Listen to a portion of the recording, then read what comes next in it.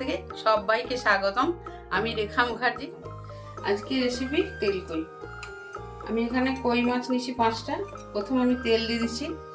তেল দিলে মাছ ফাটবে না। হলুদ দিয়ে দিলাম, নুন দিয়ে দিলাম। এবার ভালো করে মাখিয়ে নেব।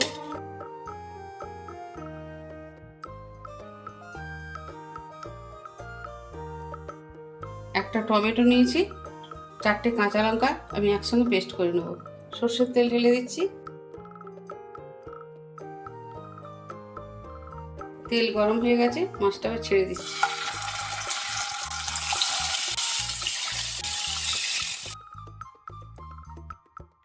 এটা ভাজা হয়ে গেছে। তবে কই মাছ বেশি ভাজার দরকার নেই, একটু হালকা হালকা ভাজা হলে তুলে নিতে হবে।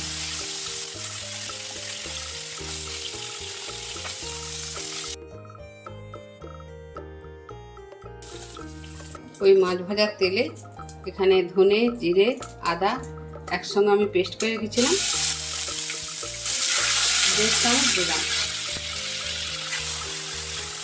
হলুদ দিয়ে দিলাম। টমেটো, কাঁচা লঙ্কা আগে থেকে যে পেস্ট করে রেখেছিলাম সেটা ঢেলে দিচ্ছি। একটু কন্টেনারটা ধুয়ে জলটা দিয়ে দিলাম। এবার ভালো করে মশলাটা কষিয়ে নিতে হবে, নাহলে আদা, টমেটো, কাঁচা লঙ্কা কাঁচা কাঁচা গন্ধ থাকবে। মশলাটা ভালো করে কষানো হয়ে গেছে, আবার একটু জল দিয়ে দিচ্ছি। নুন দিলাম, কারণ নুনটা আমি কমই দিচ্ছি, মাছ ভাজায় নুন দিয়েছিলাম।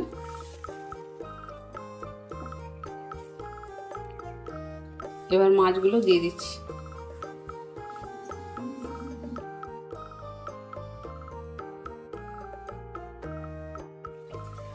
একটু ধনে পাতা দিয়ে দিলাম।